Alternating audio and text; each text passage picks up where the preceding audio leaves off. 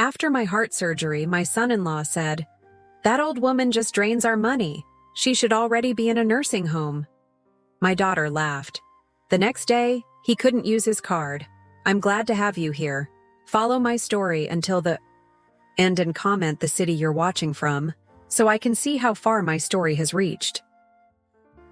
The steady beep of the heart monitor had been my constant companion for 3 days. The bypass surgery had gone well, according to Dr. Matthews, but recovery would be slow at my age. When Milani suggested I stay with them instead of hiring a home nurse, I was touched. My daughter rarely invited me to her grand house in the suburbs, a house I had helped them buy, though they never mentioned that part. "It'll be easier for everyone," she had said, not quite meeting my eyes. "Clark agrees. We have the guest room downstairs, so you won't have to deal with stairs." That first night in their home, I was too exhausted and medicated to notice the tension. The guest room was pristine but impersonal, not a single family photo or memento. Just beige walls, beige carpet, and a hospital bed they'd rented for my recovery. Still, I was grateful. At 68, I didn't bounce back like I used to. It was on the third day that everything changed. I had been dozing on and off, the pain medication making me drift between sleep and wakefulness. The door to my room was slightly ajar, Milani's idea so she could hear if I needed anything. In reality, she checked on me just twice a day, morning and evening, usually while talking on her phone.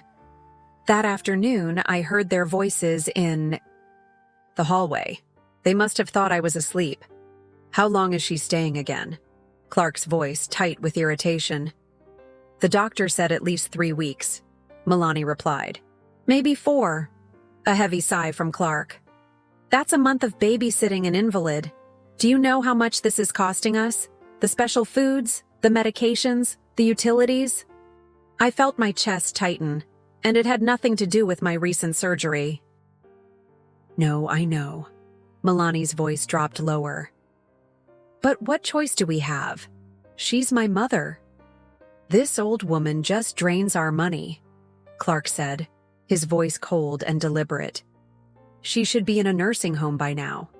We could sell that house of hers and be done with it." There was a pause, the kind that stretches like an eternity. I waited for my daughter to defend me, to remind him that the house of hers had been partially paid for with my retirement savings, to remind him that I had worked 2 jobs for decades to give Milani everything I never had. Instead, I heard her laugh. Not an uncomfortable laugh, not a dismissive one, a genuine laugh of agreement. "God, you're terrible," she said, but her tone was affectionate. "But you're not wrong. The Sunset Valley home has openings. Maybe after she recovers, we can suggest it? Say it's for her own good?" "The sooner the better," Clark replied. "Every day she's here is another day we're hemorrhaging money." Their voices faded as they moved toward the kitchen. I lay there, a fresh kind of pain spreading through my chest, one that no surgery could fix. My own daughter, my only child, the girl I had raised alone after her father left us when she was just 3. The child I had sacrificed everything for. That night, I didn't sleep. I stared at the ceiling, the conversation replaying in my mind like a horror movie I couldn't turn off. When Milani brought my evening medication, I swallowed it dutifully and thanked her with a smile that felt like broken glass on my lips. "You look pale, Mom," she said, glancing at her watch. "Should I call the doctor?" "No, dear," I replied. "Just tired." "Recovery takes time at my age," she nodded, already turning toward the door. "Clark and I have that charity gala tomorrow night. Mrs. Peterson from next door will check on you. I've left her number on the nightstand." After she left, I pulled myself up with effort and reached for my purse. My hands trembled as I took out my phone, not from weakness, but from a cold, clear rage I had never felt before. I called my bank, then my investment manager, then my lawyer. By morning, I had a plan. Not a word would be said about what I'd heard. Not a single tear would be shed in front of them. They wanted my money? They thought I was just a burden, an ATM for their lavish lifestyle? It was time they learned who had really been draining whom. The next evening, I watched from my window as Milani and Clark left for their gala, dressed in designer clothes bought with my loans that were never repaid. Clark helped Milani into their luxury SUV, another gift from me for their 5th anniversary. They drove away without looking back, not knowing that everything had already changed. 2 hours later, my phone rang. It was Milani, her voice shrill, with panic. "Mom, something's wrong with our accounts." Clark's card was declined at the gala dinner. It was humiliating. And when he checked our accounts, everything's frozen. Even my credit cards aren't working. I took a deep, steady breath. "How strange," I said, my voice calm. "You should call the bank in the morning." But we both knew what had happened. I had taken back control of my life, one frozen account at a time. The elderly burden had just shown her teeth. I didn't sleep that night after freezing their accounts. My heart, the one that had just been surgically repaired, felt heavy with a mixture of vindication and grief. As I lay in that impersonal guest room, memories washed over me like waves, each one carrying the weight of decades of sacrifice. It was 1983 when Robert left us. Milani was just 3 years old, a tiny thing with pigtails and a smile that could melt granite. I was 31, suddenly alone with a mortgage, a toddler, and a part-time bookkeeping job that barely covered groceries. "I can't do this family thing anymore, Harriet," Robert had said, packing his suitcase while Milani napped in the next room. "I'm suffocating here." I begged him to stay, not out of love, that had faded years before, but for our daughter's sake. He left anyway, moving to California with his 24-year-old secretary. The child support checks came sporadically for 6 months, then stopped altogether. That first year alone was the hardest. I took a second job waiting tables at night. After putting Milani to bed, leaving her with my elderly neighbor, Mrs. Gladwell. Then I added weekend shifts at the local department store. 3 jobs, barely enough sleep to function, but Milani never went without. She had new shoes when she needed them, pretty dresses for school pictures, dance lessons because she loved to twirl. I still remember her 5th birthday party. I'd worked double shifts for weeks to afford the Barbie dream house she wanted. When she unwrapped it, her eyes went wide with wonder. "How did you know, Mommy?" she gasped, her little hands touching the plastic mansion reverently. "Mommies always know," I told her, hiding my exhaustion behind a smile. I never told her how I'd skipped meals that month to save those extra dollars. She didn't need to know. Children shouldn't carry adult burdens. As Milani grew, so did her needs and her wants. In middle school, it was brand name clothes so she wouldn't be teased. In high school, it was SAT prep courses and college application fees. I took out a second mortgage on our modest home to ensure she could attend Westlake University when she was accepted. The pride I felt at her graduation was worth every sacrifice, every missed hour of sleep, every gray hair that came prematurely. "You did it, baby," I whispered, hugging her in her cap and gown. "We did it, Mom," she corrected, and my heart soared. That was the last time I remembered her acknowledging my sacrifices. After college, Milani landed a job at a marketing firm. Not a great salary, but enough for her to get her own apartment. Yet whenever she needed something, a security deposit, a new professional wardrobe, a reliable car, she came to me. And I always gave, even when it meant dipping into my retirement. "Savings. It's just until I get on my feet," she would say. "I'll pay you back, Mom, I promise." She never did. Then came Clark. Handsome, ambitious Clark with his business degree and his plans to start his own investment firm. Milani was smitten from their first date, Within 6 months, they were engaged. I had my reservations. There was something calculating in his eyes when he looked at my daughter, something cold when he looked at me. But I kept them to myself. Milani was happy, and that's all that mattered. Their wedding was lavish, far beyond what they could afford, on their salaries. When Milani tearfully confessed they were $10,000 short for their dream venue, I wrote the check without hesitation. "You deserve the perfect day," I told her, though it meant postponing my retirement by another year.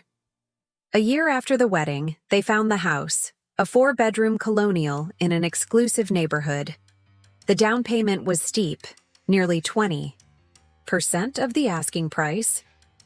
"Mom, we love this house," Milani said over dinner one night, Clark nodding beside her.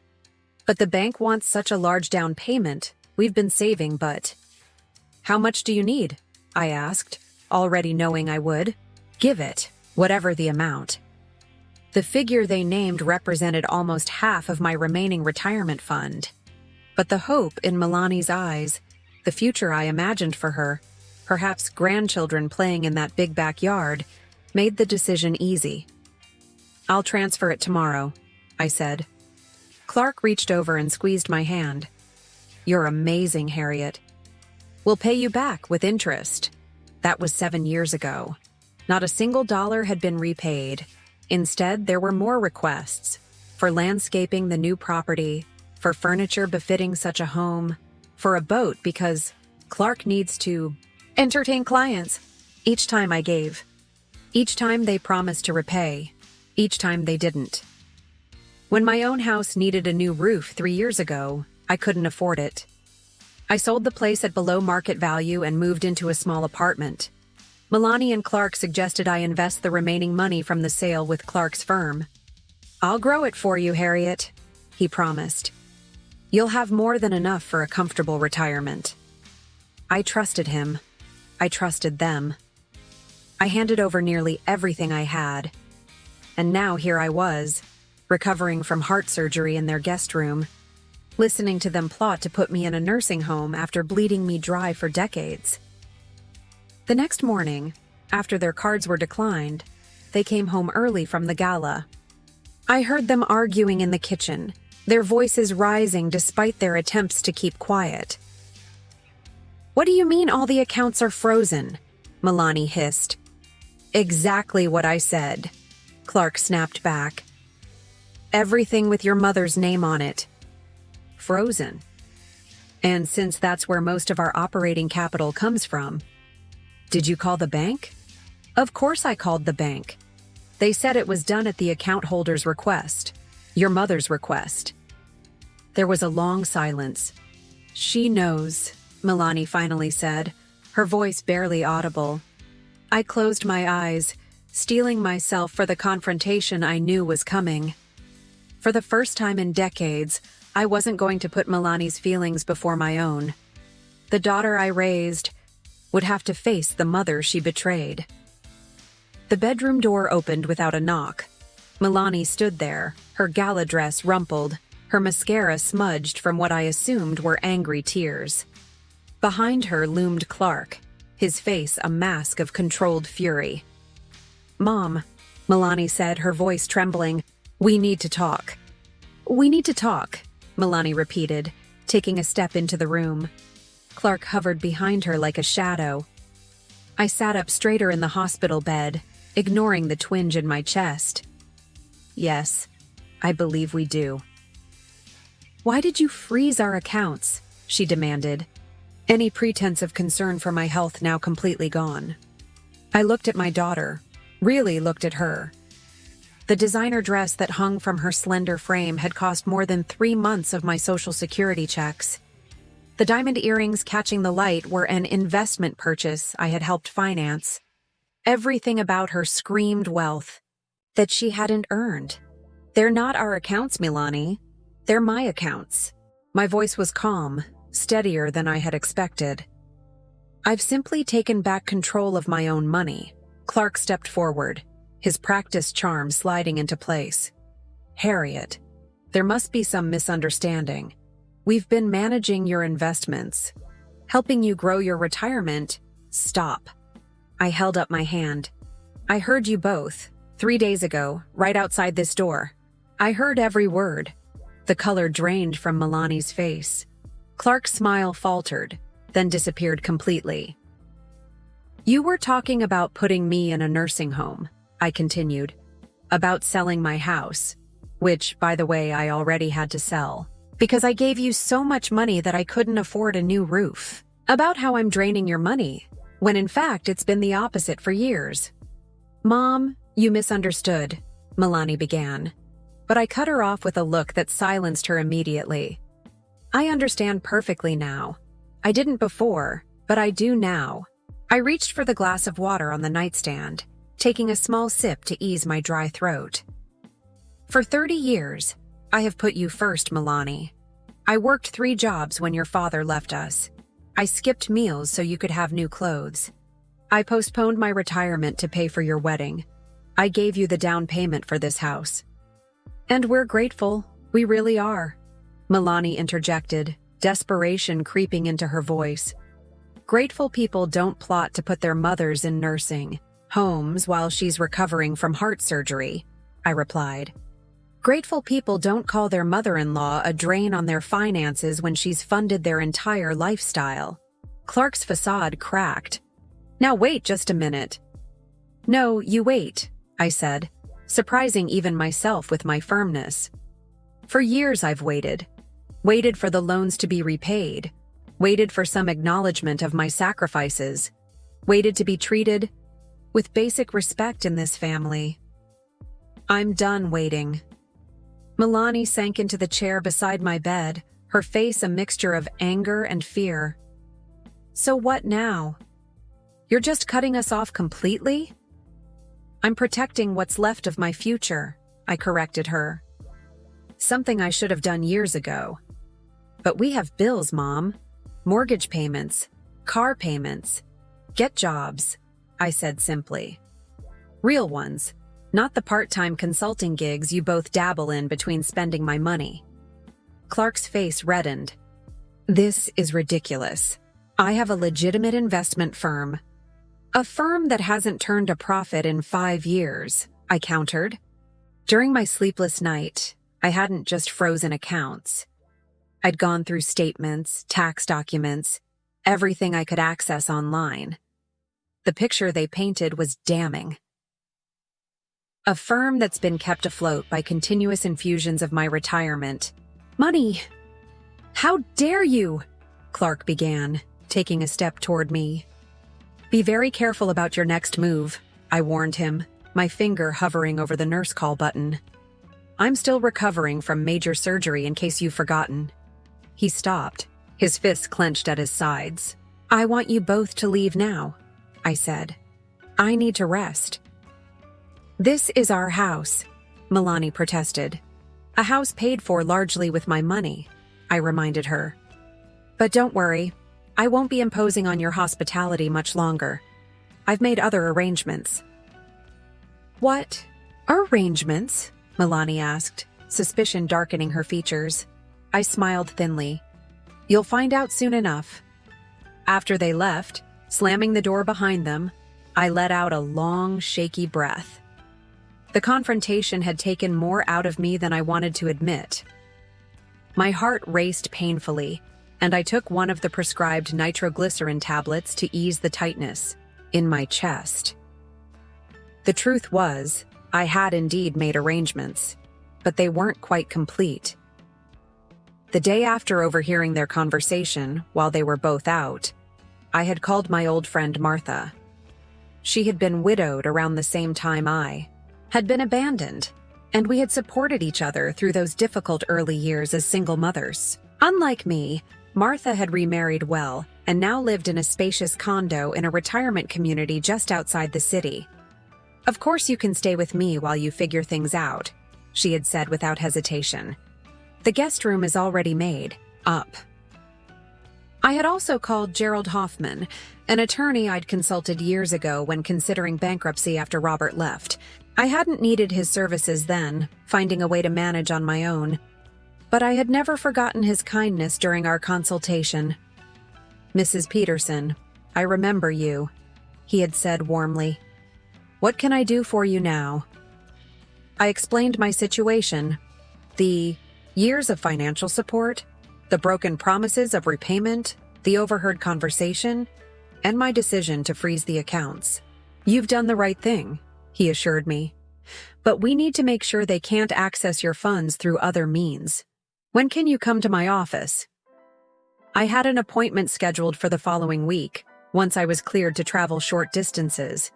Until then, I needed to remain in this house, under the same roof as the daughter who had betrayed me and the son-in-law who saw me as nothing more than a financial resource to be drained and discarded.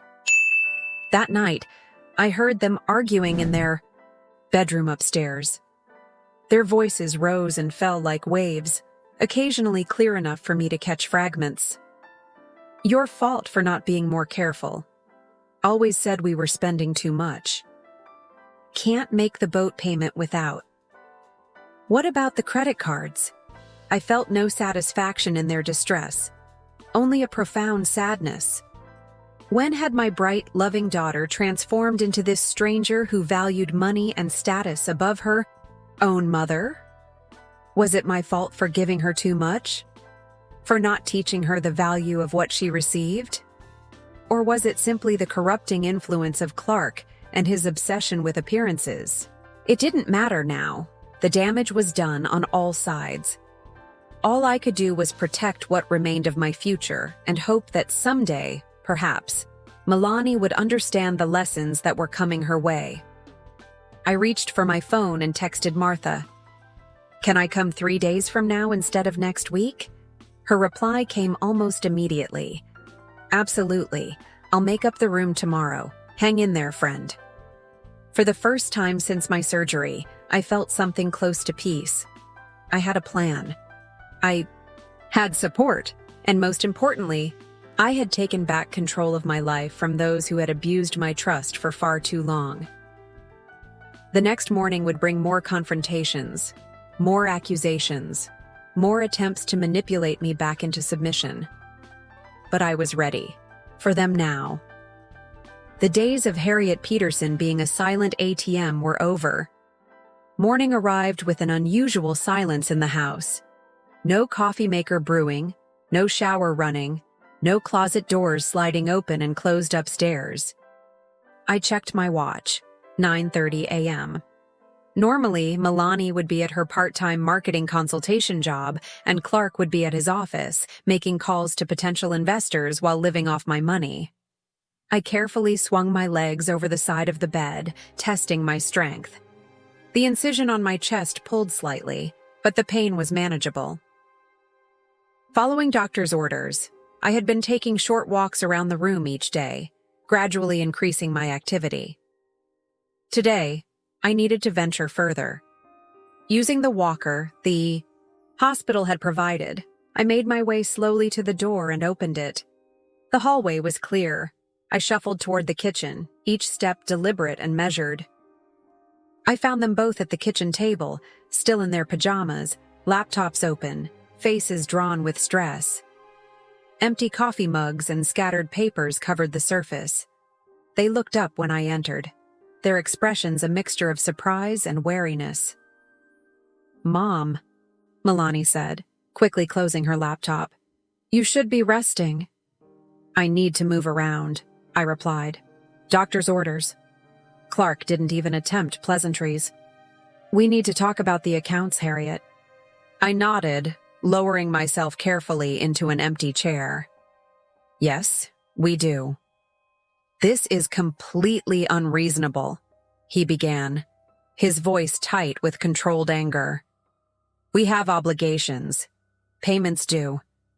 Do you have any idea what you've done to our credit rating?" "I imagine the same thing you plan to do to mine by putting me in a nursing home and selling my house," I replied evenly. Milani at least had the decency to look ashamed. "Mom, that was just talk. We were stressed about money. People say things they don't mean when they're stressed." "Exactly which part didn't you mean, Milani?" That I'm draining your money? That I should be in a nursing home? Or was it the laugh you gave when your husband suggested getting rid of me? She flinched as if I'd slapped her. That's not fair. No. What's not fair is taking advantage of your mother for decades and then discarding her when she's no longer useful. I looked directly at Clark. The marina called your cell phone earlier. I answered it since you were both still asleep. They wanted to know when you'll be making the payment on the boat slip. Apparently it's 2 months overdue. Clark's face flushed with anger. You had no right to answer my phone. And you had no right to spend my retirement money on a boat you can't afford, I countered. The call went to the landline, by the way. Your cell phone is probably disconnected by now. He stood up abruptly, pacing the kitchen like a caged animal. This is insane. You can't just cut us off without warning. Can't I? You were planning to put me in a nursing home without warning. At least I'm giving you the courtesy of a conversation. Milani reached across the table, her hand stopping just short of touching mine. Mom, please, we can work this out. We're family. Family, I repeated, the word tasting bitter on my tongue. Family doesn't exploit each other, Milani. Family doesn't take and never give back. We've given back, she protested. We're taking care of you after your surgery, aren't we? I laughed, a short, harsh sound that hurt my chest. For 3 whole days in a house I helped pay for, while plotting to move me to a nursing home. Should I be grateful? Clark interrupted, his business persona suddenly in place. Harriet, let's be practical here. You need your money managed. You're not getting any younger, and healthcare costs aren't getting any cheaper. We can work out a formal arrangement. Stop. I held up my hand. I've already made arrangements with a financial advisor recommended by my lawyer. My money will be quite well managed, thank you. You've talked to a lawyer? Milani's voice rose in panic. I have. Gerald Hoffman. Perhaps you remember him? He helped me review the paperwork when I gave you the down payment for this house. The down payment you promised to repay within 5 years. Clark's facade cracked again. This is how you repay our generosity? By bringing in lawyers? Generosity? I couldn't keep the incredulity from my voice. You've been living off my money. For years. The cars, the vacations, this house. All subsidized by me. And now that I'm actually in need, now that I'm recovering from major surgery, you talk about dumping me in a facility. I pushed myself to my feet, leaning heavily on the walker. I'm leaving in 2 days. Martha Sullivan has offered me her guest room until I can find a place of my own. Mom, don't do this, Milani pleaded, tears forming in her eyes. We can work something out. There's nothing to work out, I said firmly. The accounts will remain frozen until my lawyer and financial advisor have reviewed everything. After that, what's mine will remain mine. What's legitimately yours, if anything, will be returned to you. Clark slammed his fist on the table, making the coffee mugs jump. This is extortion. No, Clark. This is consequences. I turned to leave, my legs already shaky from standing too long. Behind me, I heard Milani begin to sob, and Clark's angry muttering. I didn't look back. By the time I reached my room, exhaustion had overtaken me. I eased myself onto the bed, my heart racing uncomfortably. I took my medication and closed my eyes, trying to steady my breathing. The confrontation had gone much as I expected. Clark's anger, Milani's manipulation, these were their weapons of choice. In the past, they had always worked on me. The thought of Milani upset or disappointed had been enough to make me give in, time and again. But not anymore. My phone buzzed with a text from Martha. Lawyer friend of mine specializes in elder financial abuse. Want his number? I texted back, yes, please. The rest of the day passed in uncomfortable silence. Neither Milani nor Clark came to check on me. My dinner, a microwaved frozen meal, was left outside my door without a word. I ate half of it, too nauseous with stress to finish. That evening, I heard the doorbell ring. Curious, I moved to my door and opened it slightly, listening. "I'm sorry, sir, but the payment didn't go through," a male voice said. "I can't deliver the furniture without payment." "There must be some mistake," Clark's voice was strained. "Run it again." "I've run it 3 times, sir. It's declined." "Fine. Just take it back. We'll sort this out and reschedule." After the front door closed, Clark's footsteps stomped up the stairs, followed by the slam of a bedroom door. Later, I heard Milani on the phone, her voice hushed but desperate. "Dad, I know it's been a while, but we're in a really tight spot. Mom froze all the accounts." "No, she found out about." "Yes, I know that was wrong, but Dad, please, we can't make the mortgage payment this month." "Hello? Dad?" The sound of her crying followed, soft but unmistakable. I felt a momentary pang of sympathy. Robert had never been there for Milani when she truly needed him. That hadn't changed, apparently. But my sympathy was tempered by the reality of what she and Clark had done, and what they had planned to do. My phone buzzed again. This time it was Gerald, my lawyer. "Appointment confirmed for 11 a.m. tomorrow. I'll pick you up at 10:30. Don't sign anything before we meet." I replied with a simple thank you and settled back against the pillows. Tomorrow would be another difficult day, but for the first time in years, I was fighting for myself instead of sacrificing for others. It wasn't a comfortable feeling, not yet, but it was necessary. The old Harriet would have given in by now, unable to bear her daughter's tears. The new Harriet, the one born in the aftermath of betrayal, knew better. Sometimes love means standing firm, even when it hurts. Sometimes the kindest thing you can do for someone is to let them face the consequences of their own actions. As I drifted off to sleep, I felt oddly at peace. Whatever tomorrow brought, I would face it on my own terms. Gerald Hoffman arrived precisely at 10:30 the next morning. I was dressed and ready, sitting in the guest room with a small suitcase beside me. My heart medication was neatly organized in a pill container, and I had my important documents in a folder, the few I had managed to keep with me rather than in Milani and Clark's safekeeping. I heard the doorbell, followed by muffled voices in the foyer. A moment later, Milani appeared at my door, her expression tight. "There's a lawyer here for you," she said, her voice flat. "You're really doing this?" "Yes, I am," I replied, meeting her gaze steadily. She shook her head, a bitter smile twisting her lips. "I don't even recognize you anymore." "That's funny," I said, reaching for my walker. "I was thinking the same thing about you." Gerald helped me into his sedan, treating me with a gentle deference that felt almost foreign after days of Clark and Milani's coldness.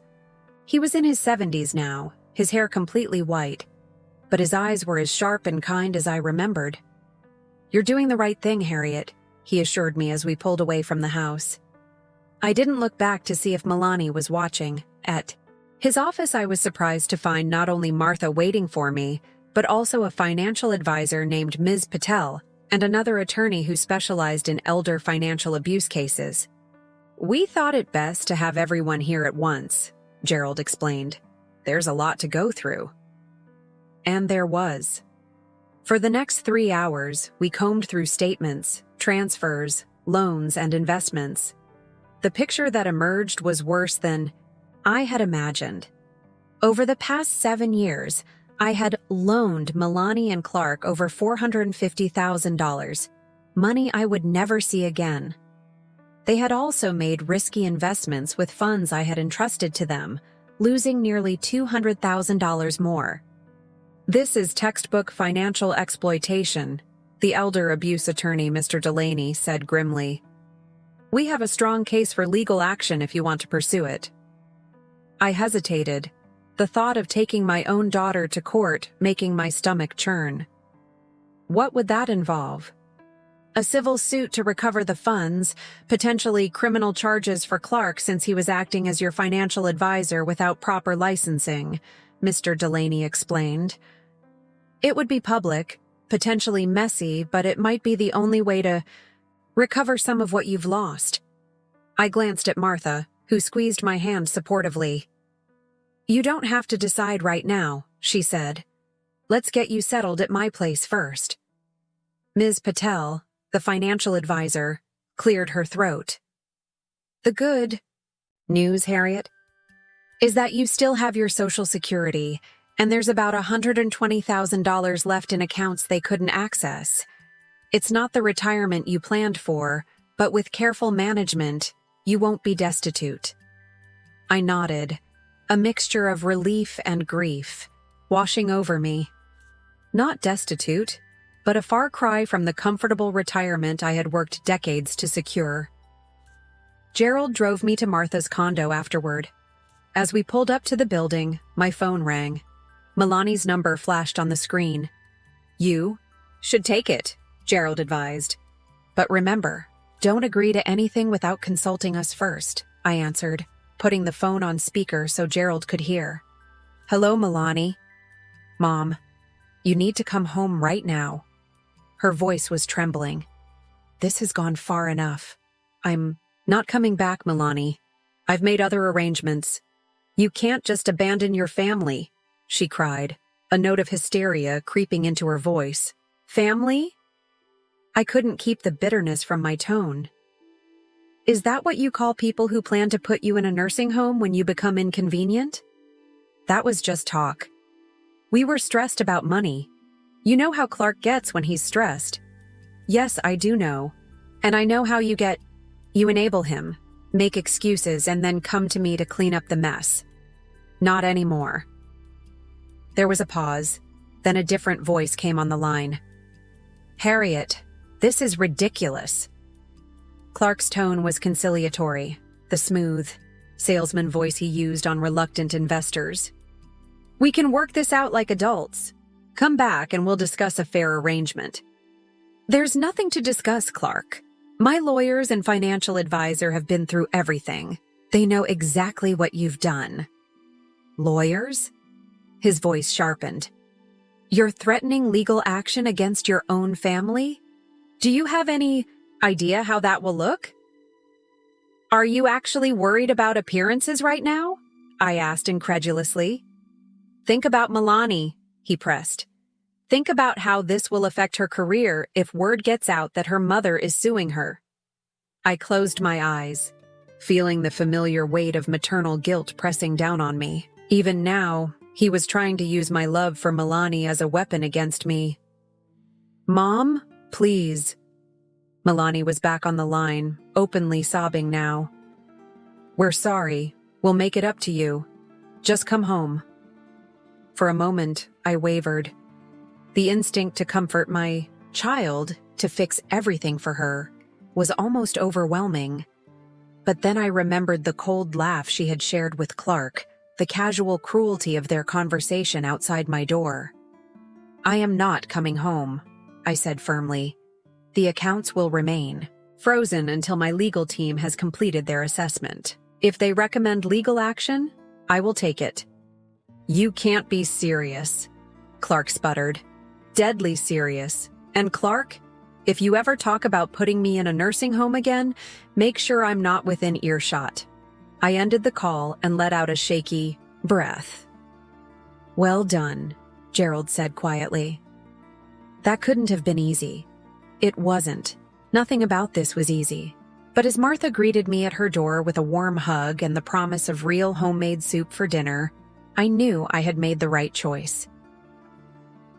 That evening, as Martha and I sat on her balcony watching the sunset, my phone buzzed with texts from Milani. The bank called.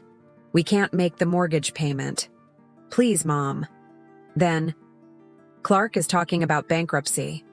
Is that what you want for us? And finally, Dad won't help. You're our only hope. If you ever loved me, you'll help now. Martha glanced at the messages over my shoulder and shook her head. She's still trying to manipulate you. She learned from the best, I said sadly, thinking of all the ways Clark had manipulated both of us over the years. I just never saw it until now. What are you going to do? Martha asked. I set the phone aside without responding to the texts. I'm going to let them figure it out on their own, just like I had to when their father left us. Maybe it's the only way Milani will ever truly grow up. That night, I slept more soundly than I had since my surgery. There were difficult decisions ahead, complex legal matters to navigate, and the heartache of a relationship with my daughter that might never be repaired. But for now, I was safe. I was among friends. And most importantly, I was finally putting myself first after a lifetime of putting everyone else ahead of me. As I drifted off to sleep, I thought about the young mother I had been, working 3 jobs and skipping meals to give Milani everything. That woman would be appalled at what was happening now, but she couldn't have imagined the years of exploitation, the casual cruelty of being called a burden by the child she had sacrificed everything for. Sometimes love means setting boundaries. Sometimes it means letting go. And sometimes it means allowing those you love to face the consequences of their own choices, no matter how painful it might be to watch. 6 months can change everything. The seasons turned from winter to spring, and as the world outside Martha's condo blossomed with new life, I found myself experiencing my own rebirth. My recovery from heart surgery progressed steadily. The scar on my chest faded from angry red to a pale line, a permanent reminder of both physical and emotional healing. Weekly cardiac rehabilitation sessions strengthened my body, while weekly meetings with my financial and legal team strengthened my resolve.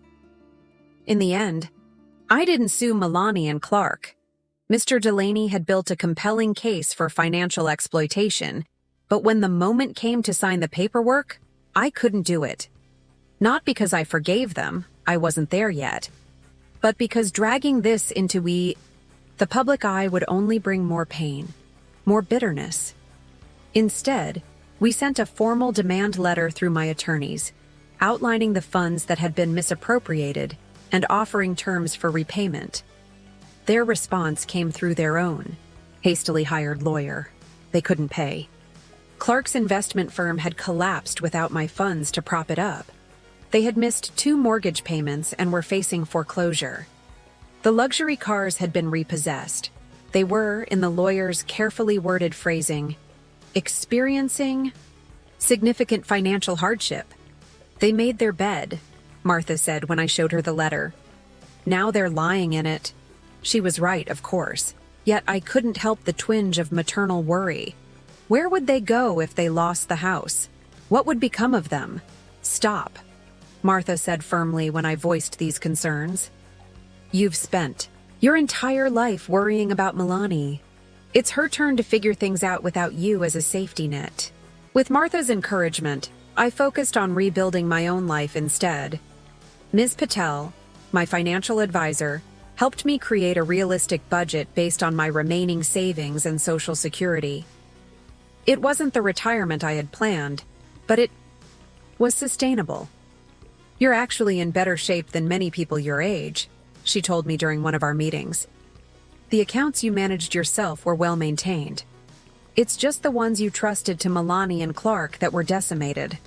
The irony wasn't lost on me. The daughter who had called me financially irresponsible had been the architect of my financial ruin.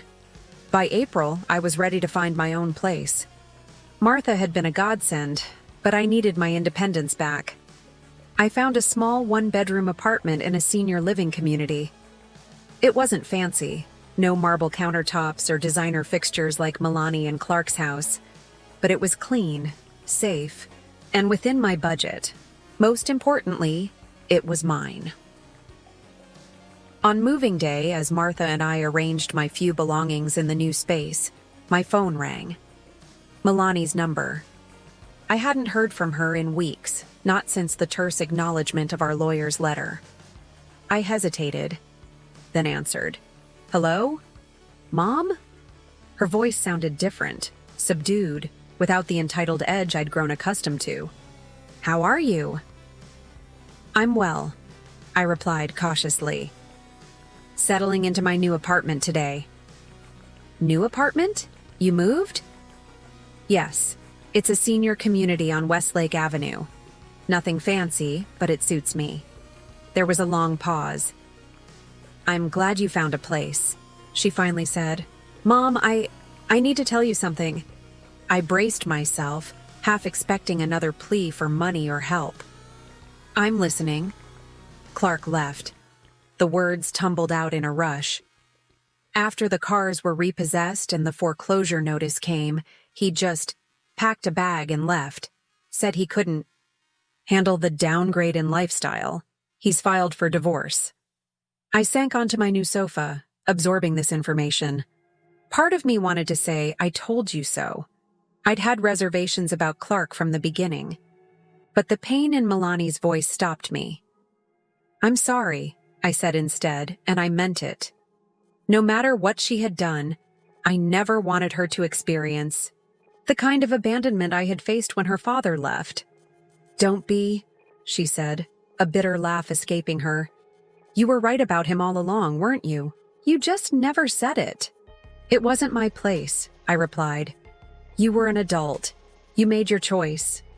Another silence stretched between us. "I'm staying with Julie from work for now," she finally said, referring to a colleague I'd met once or twice. "The bank is finalizing the foreclosure next month. And then—" "I don't know," she admitted, her voice small. "I'm looking for a full-time job. My part-time marketing work isn't enough to afford an apartment in this area." I closed my eyes, feeling the familiar tug of maternal instinct urging me to offer help, to fix everything. But Martha's words echoed in my mind. It's her turn to figure things out. "You'll find your way," I said instead. "You're resourceful. You always have been." "Not like you," she replied quietly. "I never had to be. You always made everything so easy for me." It was the closest thing to an acknowledgement of my sacrifices that I'd ever heard from her. Not quite an apology, but a recognition, at least. "Maybe too easy," I suggested gently. "Yeah, maybe." We talked a bit longer, an awkward but civil conversation. She didn't ask for money, didn't suggest moving in with me, didn't make any demands at all.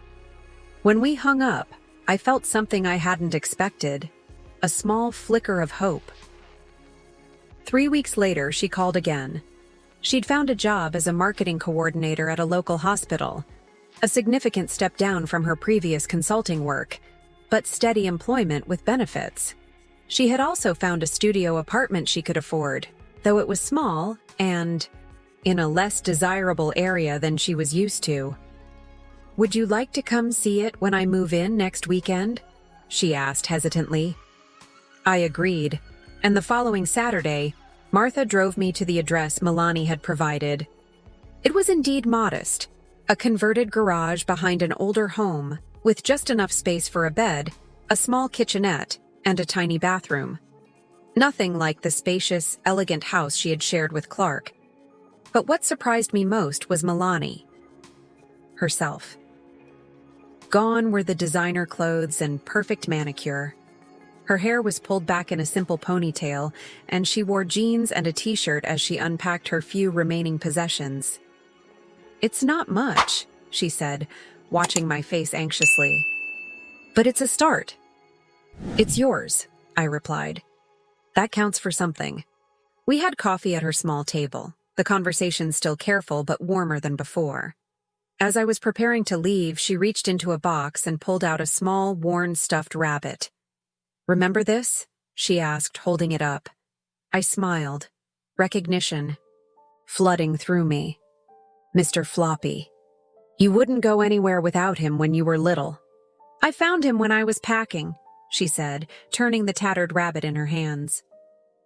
It made me think about all the things you did for me back then. How you worked so hard to make sure I had everything I needed, even things like this silly rabbit when you could barely afford groceries. Her eyes met mine, filled with a new awareness. I never really saw it before, how much you sacrificed. I just took and took, even as an adult. And then with Clark, I became someone I don't even recognize anymore. It wasn't a full apology, but it was a beginning. A recognition of truths long ignored. As Martha and I drove home, I felt lighter somehow. The anger and hurt hadn't disappeared completely. Those wounds were too deep for instant healing. But something had shifted. A door cracked open that had been firmly shut. "Do you think you'll ever trust her again?" Martha asked as we pulled into the parking lot of my new building. I considered the question carefully. "Trust is earned," I finally said. "She's making a start. We'll see where it goes." That evening, as I sat on my small balcony watching the sunset, I thought about the journey of the past 6 months. From the devastating betrayal I had overheard, to the difficult confrontations, to this fragile new beginning. Nothing had turned out as I'd expected in my later years. The comfortable retirement I'd worked for, the close relationship with my daughter, the security I'd sacrificed so much to build, all of it had been upended.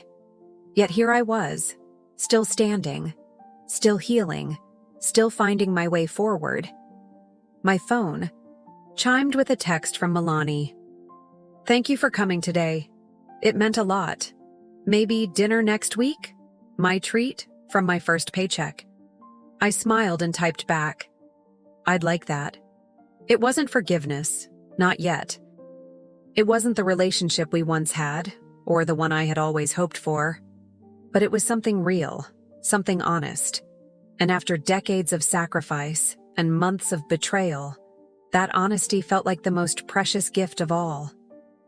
Now I'm curious about you who listened to my story. What would you do if you were in my place? Have you ever been through something similar? Comment below. And meanwhile, I'm leaving on the final screen 2 other stories that are channel favorites, and they will definitely surprise you. Thank you for watching until here.